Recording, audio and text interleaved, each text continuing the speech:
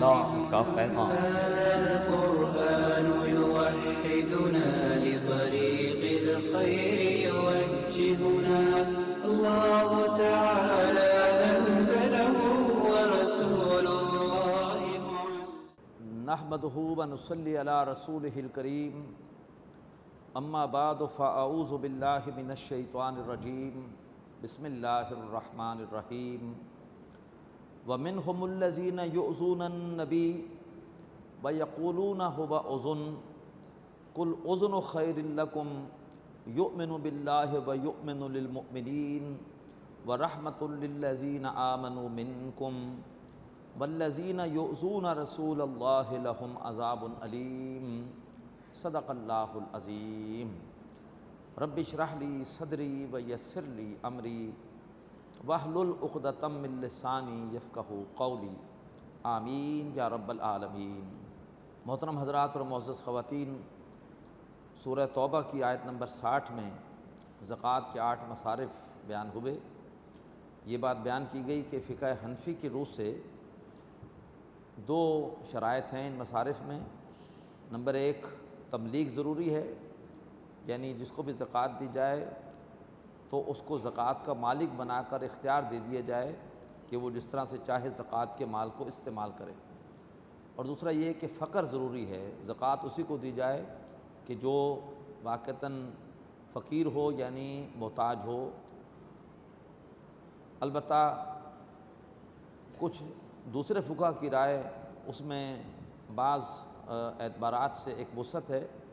یوسف al Qaradawi صاحب کی ایک کتاب ہے فقہ الزکوٰۃ، اس میں انہوں نے مختلف فقہا کی رائے بیان کی ہے۔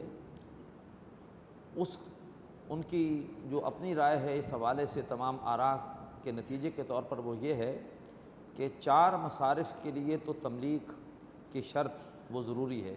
جو پہلے 4 مصارف ہیں، یعنی فقراء، مساکین اور زکوٰۃ کے مختلف کاموں پر معمور جو بھی عملے کے لوگ ہیں، اور جس کی تالیف قلب مقصود ہو، ان کے ہاتھ میں زکوٰۃ دی جاتی ہے۔ فقیر کے بھی ہاتھ میں زکوٰۃ دی جائے گی، اسی طریقے پر محتاج کے بھی ہاتھ میں زکوٰۃ یا کوئی جنس مال وغیرہ دیا جائے گا جس سے اس کی ضرورت پوری ہو۔ اسی طریقے پر جو عملہ ہے زکوٰۃ کے مختلف کاموں پر معمور، ظاہر بات ہے کہ ان کو بھی تنخواہیں ان کے ہاتھ میں دی جائیں گی، وہ ان کے مالک بنیں گے۔ یا یہ ہے کہ جس کی تالیف قلب مقصود ہو۔ لیکن جو آخری 4 مصارف ہیں ان کے ساتھ حرف جار لام نہیں ہے بلکہ فی ہے، جبکہ تملیغ کے حوالے سے دلیل جو ہے وہ لام کی ہے، جو شروع میں لام آیا ہے للفقراء۔ تو ان کی رائے یہ ہے کہ آخری 4 میں بغیر تملیغ کے بھی زکوٰۃ دی جا سکتی ہے۔ مثال کے طور پر اگر کسی غلام کو آزاد کرانا ہے تو پھر آپ زکوٰۃ غلام کے ہاتھ میں نہیں دیں گے، آپ زکوٰۃ غلام کے مالک کے ہاتھ میں دیں گے کہ اس کو آزاد کر دو، اس کی قیمت یہ لے لو۔ اسی طریقے پر اگر آپ نے کسی کا قرض اتروانا ہے تو آپ مقروض کے ہاتھ میں زکوٰۃ نہیں دیں گے، بلکہ جو قرض خواہ ہے جس سے قرض لیا گیا ہے آپ اس کو دے سکتے ہیں کہ یہ پیسے لے لو اور اس کا یہ قرض ادا ہو گیا۔ اسی طریقے پر فی سبیل اللہ یہ ایک وسیع دائرہ ہے اللہ تبارک و تعالی کے دین کی خدمت کا، کہ جس میں نہ صرف یہ ہے کہ تلوار سے جہاد اور ہتھیاروں سے جہاد اور قتال فی سبیل اللہ، بلکہ جو بھی کام چاہے وہ تبلیغ کی سطح کا ہو، چاہے وہ زبان سے ہو، چاہے وہ قلم سے ہو، تو اس حوالے سے بھی کسی کو مالک بنانے کی ضرورت نہیں ہے، بلکہ ہر ایسے کام میں جس کا مقصد اللہ کے دین کی سربلندی ہو، چاہے وہ زبان سے ہو، چاہے وہ قلم سے ہو، چاہے وہ میڈیا کے ذریعے سے ہو، چاہے وہ ہتھیاروں کے ذریعے سے ہو، اس کے لیے بھی زکوٰۃ دی جا سکتی ہے۔ اسی طریقے پر مسافر کو بھی زکوٰۃ صرف دی جائے گی، کوئی اس سے اس کے ملکیت میں اضافہ نہیں ہوگا، بلکہ سفر کے دوران اگر کوئی اس کو تکلیف درپیش ہے تو اس کے سفر کی تکلیف کو دور کیا جائے گا۔ یعنی اس کے پاس اگر واپسی کا کرایہ نہیں ہے یا سفر کے دوران اس سے کوئی اور ایسی ضرورت پیش آ گئی اپنی وقتی ضرورت کے لیے، تو پھر اس کو سفر کی وجہ سے درپیش وقتی تکلیف کو دور کرنے کے لیے زکوٰۃ دی جائے گی۔ اگر وہ محتاج ہے تو پھر تو وہ فقراء یا مساکین کے زمرے میں آ جائے گا۔ تو یہ بہرحال یہ ہے کہ اس کا ایک فائدہ ہے اس رائے کا، میں نے اس لیے بیان کی۔ مثال کے طور پر کوئی شخص فوت ہوتا ہے اور وہ ہے مقروض۔ اللہ کے رسول کا ارشاد ہے کہ جب تک اس کا قرض ادا نہیں ہوگا اس کی بخشش نہیں ہو سکتی۔ اب فقہ حنفی کی روح سے آپ زکوٰۃ کے ذریعے مرنے والے کا قرض ادا نہیں کر سکتے، اس لیے کہ اس میں تملیک کی شرط پوری نہیں ہوگی، وہ تو مر چکا ہے۔ تو اگر اس کا قرض ادا کرنا ہے تو آپ کو اس کے لیے زکوٰۃ کے علاوہ کوئی انفاق کرنا پڑے گا۔ لیکن اگر اس مصرف میں تملیک ضروری نہ ہو تو آپ کسی بھی مرحوم کا قرض بھی ادا کر سکتے ہیں زکوٰۃ سے۔ تو لہٰذا یہ اس قسم کے کچھ مسائل ہیں جس کی وجہ سے محسوس ہوتا ہے کہ اور پھر اس سے حدیث کی دلیل بھی موجود ہے۔ اللہ کے رسول صلی اللہ علیہ وآلہ وسلم جب مسلمانوں کے حالات بہتر ہوئے، بیت المال میں پیسہ آنا شروع ہوا، تو آپ کا یہ ارشاد موجود ہے کہ اگر کوئی شخص فوت ہوگا اور وہ مال چھوڑے گا تو وہ مال اس کے ورثاء کے لیے ہے، اور اگر وہ مقروض ہوگا، وہ قرض چھوڑے گا، اس کا قرض ہم ادا کریں گے۔ تو اللہ کے رسول قرض ادا کر دیتے تھے بیت المال سے، اور جب تک بیت المال کی پوزیشن مستحکم نہیں تھی تو آپ صلی اللہ علیہ وسلم مقروض کا جنازہ نہیں پڑھاتے تھے جب تک کہ کوئی اس کی طرف سے قرض ادا کرنے کا جو ہے وہ ارادہ ظاہر نہ کرے۔ تو بہرحال یہ ہے کہ اس اعتبار سے یوسف القرضاوی صاحب کی رائے زیادہ صائب محسوس ہوتی ہے، واللہ عالم۔ وَمِنْهُمُ الَّذِينَ يُؤْذُونَ النَّبِيَّ، ان میں سے وہ بھی ہیں جو نبی صلی اللہ علیہ وآلہ وسلم کو ایذا دیتے ہیں۔ وَيَقُولُونَ، اور وہ کہتے ہیں، هُوَ أُذُنٌ، کہ یہ میرے کان ہی کان ہیں، معاذ اللہ ثم معاذ اللہ۔ ہم ان کے سامنے جو بہانہ رکھتے ہیں یہ اس بہانے کو مان لیتے ہیں، سوچتے سمجھتے نہیں ہیں اور یہ جانتے نہیں ہیں کہ ہم نے جھوٹا بہانہ کیا ہے معاذ اللہ۔ تو وہ اس طریقے پر اللہ کے رسول صلی اللہ علیہ وسلم کی شان میں گستاخی کرتے تھے، حالانکہ اللہ کے رسول جانتے تھے کہ ان کا یہ بہانہ ہے، جھوٹ ہے، لیکن مروت کی وجہ سے آپ ان کو شرمندہ نہیں کرتے تھے اور وہ باہر جا کے اس کا مذاق اڑاتے تھے۔ فرمایا کل اذن خیر لکم، اے نبی ان سے کہیے کہ یہ جو کان ہیں اللہ کے رسول کے صلی اللہ علیہ وسلم، یہ تمہاری بھلائی چاہتے ہیں۔ یؤمنون باللہ، یہ کان اللہ پر ایمان رکھتے ہیں، یعنی اللہ تبارک و تعالیٰ کے ہر فیصلے پر ایمان رکھتے ہیں۔ وَيُؤْمِنُ لِلْمُؤْمِنِينَ، اور یہ صرف مومنوں کی باتوں کو مانتے ہیں، صرف مومنوں کی باتوں کو سچ تسلیم کرتے ہیں، تمہاری باتوں کو سچ مانتے نہیں ہیں، لیکن یہ ان کی مروت ہے، یہ ان کا اخلاق ہے کہ جس کی وجہ سے وہ تمہیں شرمندہ نہیں کرتے۔ وَرَحْمَةٌ لِّلَّذِينَ آمَنُوا مِنْكُمْ، اور یہ کان جو لوگ بھی تم میں سے ایمان لائے ہیں ان کے حق میں رحمت ہے۔ وَالَّذِينَ يُؤْذُونَ رَسُولَ اللَّهِ، اور جو بدبخت اللہ کے رسول کو ایذا پہنچاتے ہیں، آپ کی شان میں گستاخی کرتے ہیں، لہم عذاب علیم، ان کے لیے دردناک عذاب ہے۔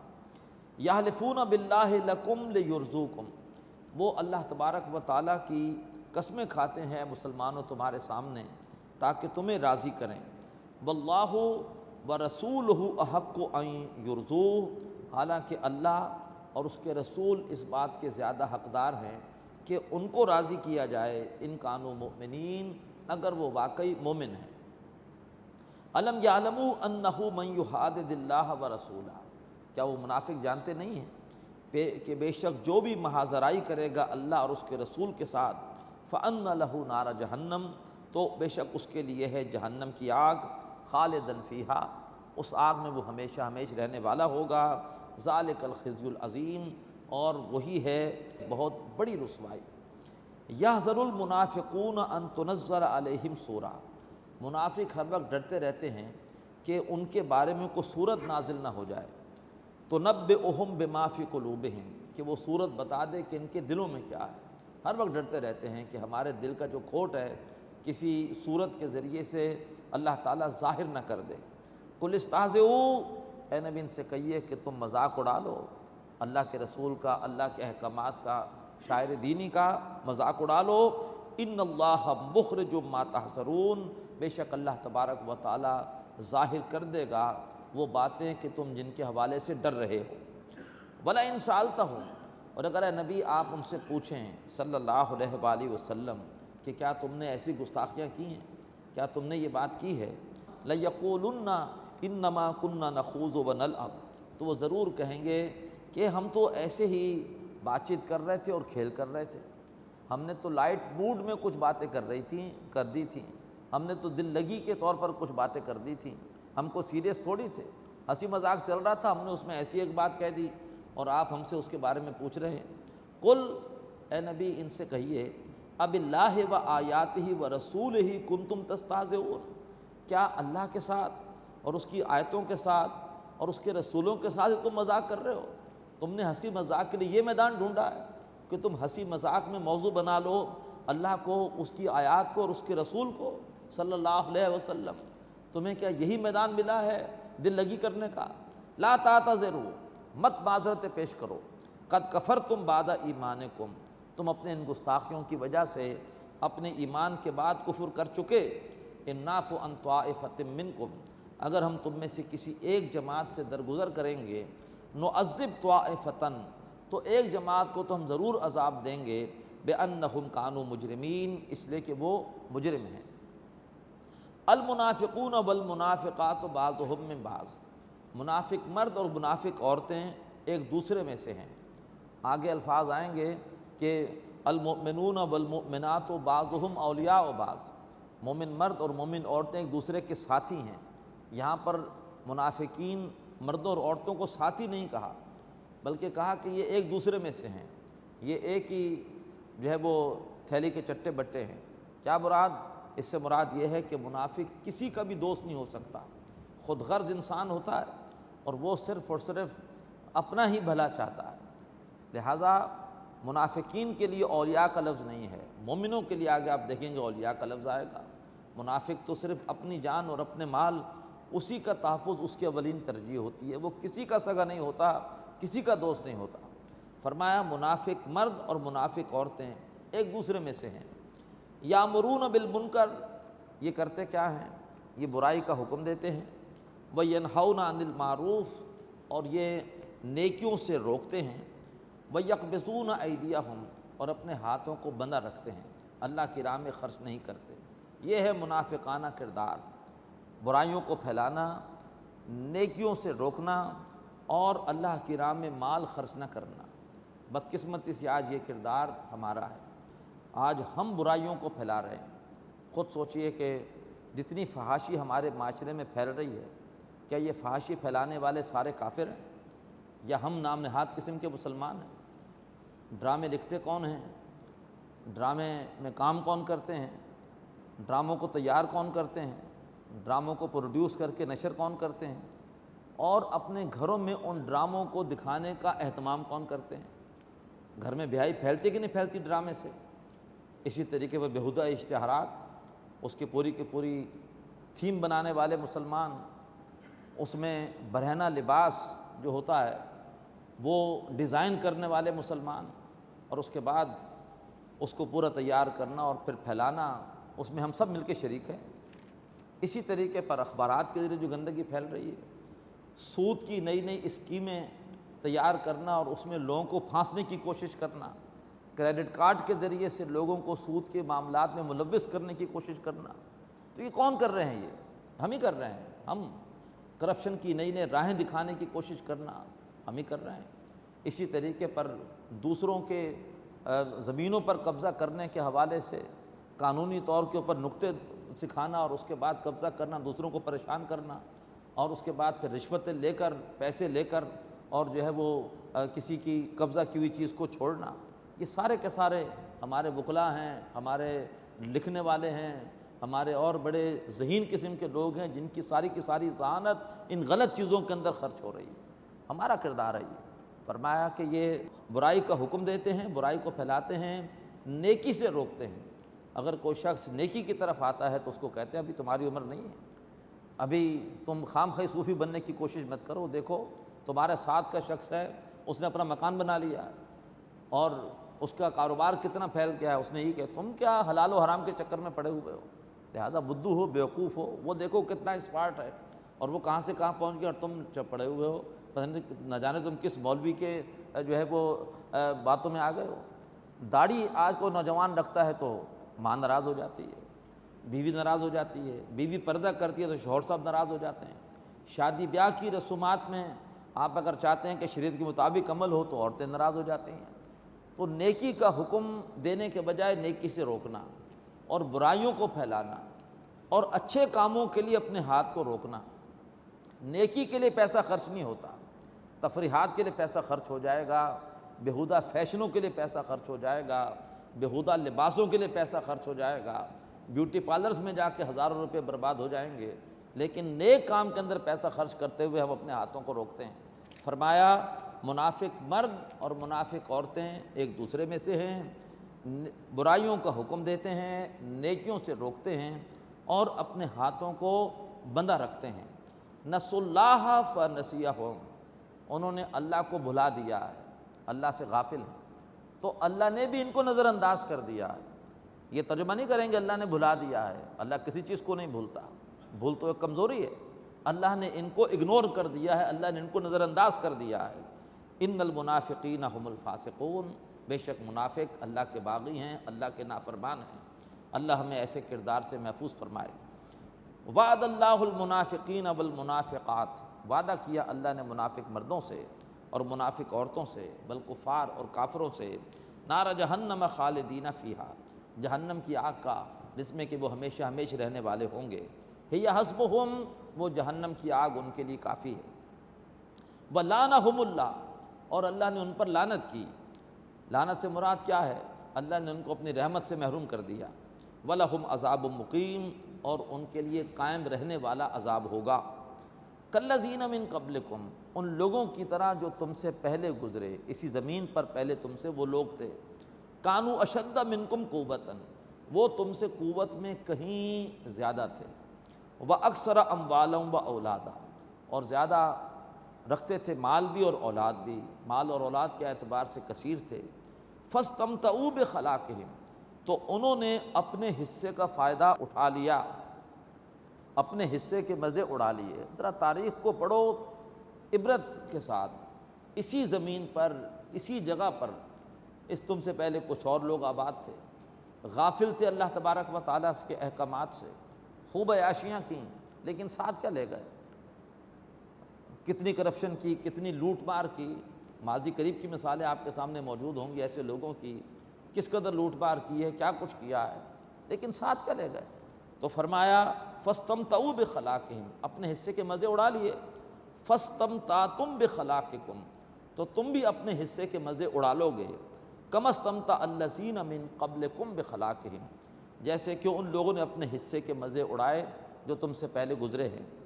وَخُذْتُمْ كَالَّذِي خَاضُوا، اور تم بھی اسی راہ پر چل رہے ہو جس راہ پر کہ وہ چلے، یا جس طرح کے مین میخ دین کے احکامات پر شریعت کے حوالے سے آج تم شریعت پر اعتراض کر رہے ہو، مین میخ نکال رہے ہو، اسی طریقے پر دین کے حوالے سے اعتراضات انہوں نے بھی کیے تھے۔ اولئک حبطت اعمالہم فی الدنیا والآخرہ، یہ وہ بد نصیب ہیں اس کردار کے لوگ کہ ان کی نیکیاں بھی ضائع ہو گئیں دنیا اور آخرت میں، نہ دنیا میں ان کی کوئی نیکی کا اچھا اثر قائم رہا اور نہ یہ کہ آخرت میں ان کو اس کا اجر ملے گا۔ وَأُولَئِكَ هُمُ الْخَاسِرُونَ، اور وہ لوگ خسارے میں جانے والے ہیں۔ کتنا بڑا خسارے کا سودا کر کے چلے گئے، ایسا خسارہ کہ جس کی اب تلافی ممکن نہیں ہے۔ دنیا میں خسارہ کسی کاروباری کو کروڑوں کا بھی ہو جائے، امکان تو ہوتا ہے کہ جو ہے وہ اس کی تلافی ہو جائے گی، اور ہوتا بھی ہے، بعض اوقات ہوتا ہے بڑے بڑے خسارے ہوتے ہیں اور اس کے بعد اللہ تعالیٰ ریکوری بھی کرا دیتا ہے اور اللہ تعالیٰ فائدہ بھی دے دیتا ہے۔ لیکن جو لوگ غفلت کے ساتھ زندگی بسر کر کے چلے گئے، اب ان کے لیے کوئی موقع نہیں ہے کہ وہ تلافی کر سکیں۔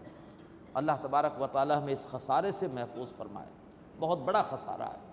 بڑی حسرت کے ساتھ اللہ سے درخواست کریں گے یہ لوگ قیامت کے دن کہ اللہ ایک بار دنیا میں دوبارہ بھیج دے، لیکن ایسی کوئی درخواست ان کی قبول نہیں کی جائے گی۔ الم یاتہم نبأ الذین من قبلہم، کیا ان کے پاس خبریں نہیں آ گئی ان لوگوں کی جو ان سے پہلے گزرے ہیں؟ قوم نوح، یعنی قوم نوح کی علیہ السلام، و عاد، اور قوم عاد کی حضرت ہود علیہ السلام کی قوم، و سمود، اور قوم سمود کی حضرت صالح علیہ السلام کی قوم، و قوم ابراہیم، ابراہیم علیہ السلام کی قوم کی، و اصحاب مدین، اور مدین والوں کی جن کی طرف شعیب علیہ السلام رسول تھے، والمؤتفقات، اور ان بستیوں کی جن کو الٹ دیا گیا تھا، یعنی حضرت لوط علیہ السلام کی قوم۔ اتتہم رسولہم بالبینات، ان کے پاس ان کے رسول آئے تھے واضح تعلیمات، واضح دلائل، واضح معجزات کے ساتھ۔ فما کان اللہ لیظلمہم، تو اللہ تعالیٰ ایسا نہ تھا کہ ان پر ظلم کرتا، ولیکن کانوا انفسہم یظلمون، بلکہ وہ خود ہی اپنی جانوں پر ظلم کرتے رہے۔ والمؤمنون والمؤمنات بعضهم اولیاء بعض، اور مومن مرد اور مومن خواتین ان میں سے بعض بعض کے ساتھی ہیں، ایک ہی مشن میں دونوں کے دونوں شریک ہیں، ایک اچھے کام کے لیے دونوں ایک دوسرے کا ساتھ دیتے ہیں۔ کرتے کیا ہیں؟ یامرون بالمعروف، نیکیوں کا حکم دیتے ہیں، نیکیوں کو پھیلاتے ہیں، نیکیوں میں ایک دوسرے سے تعاون کرتے ہیں، وینہون عن المنکر، اور برائیوں سے روکتے ہیں، ویقیمون الصلاۃ، نماز قائم کرتے ہیں، ویؤتون الزکوٰۃ، اور زکوٰۃ دیتے ہیں، ویطیعون اللہ ورسولہ، اور ہر معاملے میں اللہ اور اس کے رسول کی اطاعت کرتے ہیں۔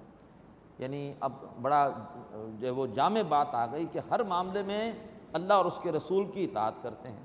اللہ تبارک و تعالی ہمیں یہی کردار عطا فرمائے۔ فرمایا اولئک سیرحمہم اللہ، یہ وہ لوگ ہیں کہ ان قریب اللہ تبارک و تعالی ان پر اپنی رحمتیں نازل فرمائے گا۔ ان اللہ عزیز حکیم، بے شک اللہ تعالیٰ زبردست ہے، کمال حکمت والا۔ وعد اللہ المؤمنین والمؤمنات جنات تجری من تحتها الانہار، وعدہ کیا اللہ نے مومن مردوں اور مومن خواتین سے ایسے باغات کا کہ جن کے نیچے سے نہریں بہتی ہوں گی، خالدین فیہا، ان باغات میں وہ ہمیشہ ہمیش رہنے والے ہوں گے، ومساکن طیبۃ فی جنات عدن، اور اللہ نے وعدہ کیا ان سے پاکیزہ گھروں کا رہنے والے باغات میں، ورضوان من اللہ اکبر، اور جو اللہ کی رضا اور خوشنودی ہے یہ تو سب سے بڑھ کر ہے، جو سب سے بڑی نعمت ان کو حاصل ہوگی وہ ہوگی اللہ تبارک و تعالیٰ کی رضا اور اس کی خوشنودی، ذالک هو الفوز العظیم، اور وہی ہے شاندار کامیابی۔ یا ایھا النبی، اے نبی صلی اللہ علیہ وآلہ وسلم، جاہد الکفار والمنافقین، آپ جہاد کیجئے کافروں اور منافقوں سے۔ یہاں پر جہاد سے مراد جنگ نہیں ہے، اگر جنگ یہاں جہاد سے مراد ہوتی تو پھر اللہ کے رسول ضرور جنگ کرتے منافقوں سے، آپ نے کوئی جنگ نہیں کی۔ تو جہاد کے بڑے وسیع مفہوم ہے، اس کا مفہوم تو ہے ہر ایسی کوشش جس کا مقصد ہو اللہ کے کلمے کی سربلندی، اور ایسی رکاوٹوں کو دور کرنا جو اللہ کے کلمے کی سربلندی کے حوالے سے حائل ہو رہی ہوں۔ البتہ جہاد کی اعلیٰ ترین شکل ہے قتال، اس سے مراد جنگی ہے، لیکن جہاد نفس کے خلاف بھی ہوتا ہے، جہاد تبلیغ کی سطح پر بھی ہوتا ہے۔ اللہ نے فرمایا وجاہدہم بہ جہادا کبیرا، اے نبی ان سے جہاد کیجئے، اس قرآن کے ذریعے سے بڑا جہاد۔ لیکن ایک جہاد ہوتا ہے جو تلوار کے ذریعے ہوتا ہے یا ہتھیاروں کے ذریعے جو ہے وہ ہوتا ہے، وہ قتال فی سبیل اللہ ہے۔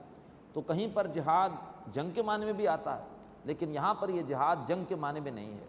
ہم نے جہاد کی اصطلاح کو مخصوص کر لیا ہے صرف جنگ کے لیے، تو یہ اصل میں جہاد کے مفہوم کو محدود کرنا درست نہیں ہے۔ جہاد ایک بڑا وسیع لفظ ہے، اس میں سے اس کی اعلیٰ شکل وہ ہے جو اپنے عروج کو پہنچ جاتا ہے جہاد، جبکہ وہ جنگ کی صورت اختیار کرتا ہے۔ فرمایا اے نبی صلی اللہ علیہ وآلہ وسلم، جہاد کیجئے کافروں اور منافقوں سے۔ مراد یہ ہے کہ ان کی جو بھی اسلام کے خلاف سازشیں ہیں آپ ان کا توڑ کرتے رہیے، ان کے غلط پروپیگنڈے کا جواب دیتے رہیے، ان کے اعتراضات کا رد کرتے رہیے، ان کی سازشوں کو ناکام کرتے رہیے۔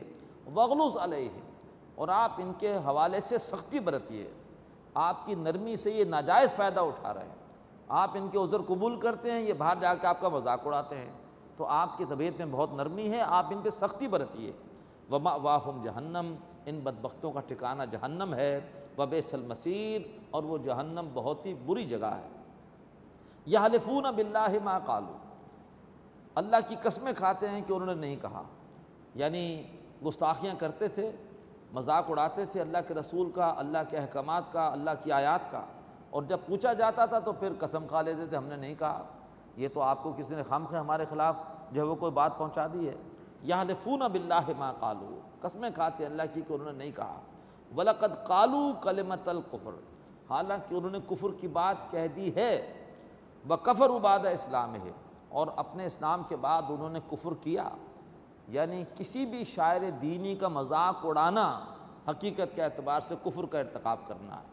کوئی شخص اگر مذاق اڑاتا ہے ٹوپی کا، کوئی شخص اگر مذاق اڑاتا ہے خدا نخواستہ داڑھی کا، بعض اوقات جو ہے ایسے لطیفے سنا دیے جاتے ہیں، ایسے میسیج SMS کر دیے جاتے ہیں کہ جس میں مذاق اڑایا جاتا ہے شاعر دینی کا، تو سمجھیے کہ ایسا کرنا اللہ تعالیٰ کی نگاہ میں کفر ہے۔ فرمایا وَكَفَرُوا بَعْدَ إِسْلَامِهِمْ، انہوں نے اپنے اسلام کے بعد اس طرح سے مذاق اڑا کر اللہ کا، اللہ کے رسول کا، اللہ کی آیات کا انہوں نے اپنے اسلام کے بعد کفر کر لیا۔ وَهَمُّوا بِمَا لَمْ يَنَالُوا، اور انہوں نے ایک ایسے کام کا ارادہ کیا جس کو وہ پا نہیں سکے۔ جب اللہ کے رسول واپس آ رہے تھے غزوہ تبوک سے، اب منافقین کی جان پر بنائی۔ ایسے بدبخت منافق بھی تھے جنہوں نے کوئی معذرت بھی نہیں کی تھی، اور وہ بڑے خوش تھے کہ معذرت کی ضرورت کیا ہے، جا رہے ہیں وقت کی سپر پاور سے لڑنے کے لیے جس کی لاکھوں کی فوجیں ہیں، وہاں سے بچ کے تو آنے کا امکان ہی نہیں ہے، تو کیا ضرورت ہے معذرت کرنے کی۔ اب جب اللہ کے رسول کا پتہ چلا کہ واپس آ رہے ہیں، تو اس پر جو ہے وہ منافقین ان کو شدید جو ہے وہ ہوا کہ اب تو ہماری باس پرس ہو گئی۔ تو کچھ منافقین نے مل کر کوشش کی کہ ایک ایسی گھاٹی سے جہاں سے جو ہے وہ تنگ گھاٹی تھی، وہاں سے سب نے گزرنا تھا کہ جب اللہ کے رسول وہاں سے گزریں تو آپ کو شہید کر دیا جائے، لیکن اللہ نے وحی کے ذریعے سے آپ کو بتا دیا، اور اس کے بعد آپ نے صحابہ کو آگے بھیجا، انہوں نے پیچھا کیا اور وہ دفع ہو گئے۔ لیکن انہوں نے بہرحال اپنے طور پر کوشش کی، ایک مکروہ اور جو ہے وہ غلط منصوبے کی۔ فرمایا وَهَمُّوا بِمَا لَمْ يَنَالُوا، اور انہوں نے ایک ایسے منصوبے کا ارادہ کیا کہ جس کو وہ پا نہ سکے۔ وَمَا نَقَمُوا إِلَّا أَنْ أَغْنَاهُمُ اللَّهُ وَرَسُولُهُ مِنْ فَضْلِهِ، اور انہوں نے دشمنی نہیں کی مگر اس وجہ سے کہ انہیں غنی کر دیا اللہ اور اس کے رسول نے اپنے فضل سے۔ اتنی فتوحات ہوئیں، اتنا مال غنیمت ملا کہ یہ بدبخت غنی ہو گئے، اور انہوں نے اس احسان کا یہ بدلہ دیا کہ اللہ کے رسول کو شہید کرنے کی کوشش کی۔ فَإِن يَتُوبُوا يَكُ خَيْرًا لَّهُمْ، اگر وہ توبہ کر لیں تو ان کے حق میں بہتر ہے۔ وَإِن يَتَوَلَّوْا، اور اگر انہوں نے توبہ نہ کی اور اس پیشکش کو قبول نہ کیا، يُعَذِّبْهُمُ اللَّهُ عَذَابًا عَلِيمًا فِي الدُّنْيَا وَالْآخِرَةِ، تو اللہ تعالیٰ انہیں درناک عذاب دے گا دنیا اور آخرت میں۔ وَمَا لَهُمْ فِي الْأَرْضِ مِن وَلِيٍّ وَلَا نَصِيرٍ، اور زمین میں نہ ان کے لیے کوئی حمایتی ہوگا اور نہ ہی ان کے لیے کوئی مددگار ہوگا۔ بارک اللہ لی ولکم فی القرآن العظیم ونفعنی وإیاکم بالآیات والذکر الحکیم۔ هذا القرآن يوحدنا لطريق الخير